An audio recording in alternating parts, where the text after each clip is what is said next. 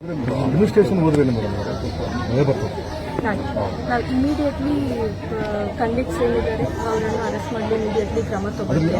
ಅದನ್ನು ವಿಸಿಟ್ ಮಾಡಿ RFS report ಏನು ಬರುತ್ತದೆ ಬಳ್ಳಾರಿಗೆ ಕಳಿಸಿಬಿಟ್ಟು ಅದನ್ನು ಇಮಿಡಿಯೇಟ್ಲಿ ತರಿಸ್ಕೊಂಡು ಸೊ ದಟ್ ಪೊಲೀಸ್ ಎನ್ಕ್ವೈರಿಗೆ ಕೂಡ ಅದು ಅನುಕೂಲ ಆಗ್ತದೆ.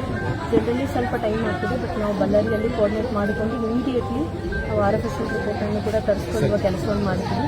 ಇದು ಕೂಡ ಪೋಸ್ಟ್ ಮಾರ್ಟಮ್ ರಿಪೋರ್ಟು ತುಂಬ ಡೀಟೇಲ್ಡ್ ಆಗಿ ಎಷ್ಟು ನಾವು ಎನ್ಕ್ವೈರಿಗೆ ಅನುಕೂಲ ಮಾಡಿಕೊಡಬೇಕಾಗ್ತದೆ ಅಷ್ಟು ಡೀಟೇಲ್ ಆಗಿ ಮಾಡಬೇಕು ಅಂತ ಹೇಳ್ತೀವಿ.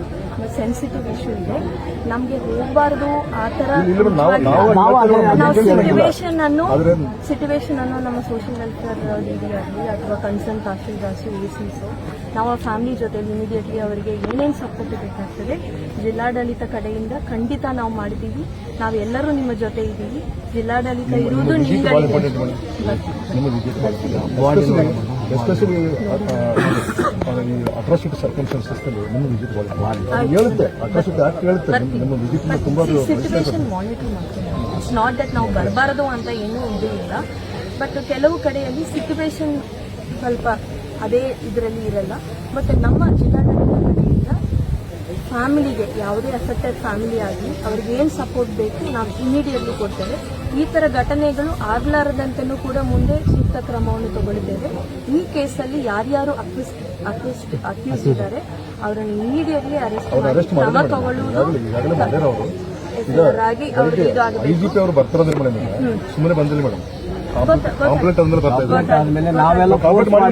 ನಾವು ಮಾಡಿದ್ವಿ ಘಟನೆಗಳಾದ್ರೂ ಕೂಡ ರಾಯಚೂರಿನಲ್ಲಿ ಯಾಕೆ ಹೋಮ್ ಮಿನಿಸ್ಟರ್ ಏನ್ ಮಾಡ್ತಾರೆ ಹೆಣ್ಮಗಳನ್ನ ಅದು ಈ ರೀತಿ ಸಾವಿಗೆ ಏನೇ ಆದ್ರೂ ಅದು ಪರಿಹಾರ ಅಂತೂ ಆಗೋದೇ ಇಲ್ಲ. ಬಟ್ ಇಮಿಡಿಯೇಟ್ಲಿ ಕಾಂಪನ್ಸೇಷನ್ ಅಟ್ಲೀಸ್ಟ್ ಆ ಫ್ಯಾಮಿಲಿಗೆ ಇಮಿಡಿಯೇಟ್ ಮೇಡಮ್ ಕಾಂಪನ್ಸೇಷನ್ ಸೆಕೆಂಡ್ರಿ ನಾನು ಅದನ್ನೇ ಅದಕ್ಕೆ ಅವರ ಜೊತೆಯಲ್ಲಿ ಮಾತಾಡಕ್ಕೆ ಅಂತಾನೆ ಬಂದಿದ್ದಾರೆ. ಈಗ ಪೋಸ್ಟ್ ಮಾರ್ಟಮ್ ರಿಪೋರ್ಟು ಮತ್ತೆ FSL ರಿಪೋರ್ಟು ಅಕ್ಯೂಸ್ಡ್ ಅನ್ನು ಸ್ಟ್ರಾಂಗ್ ಆಗಿ ಬೈಂಡ್ ಮಾಡಲಿಕ್ಕೆ ಯಾವ ರೀತಿ ತಗೊಳ್ಬೇಕಾಗ್ತದೆ ಅದನ್ನು ನಾವು ಎಲ್ಲರ ಜೊತೆಯಲ್ಲಿ ಕೋಆರ್ಡಿನೇಟ್ ಮಾಡ್ತೀವಿ. ಅದು ಕ್ರೂರವಾದ ಮಾಡುವಂತ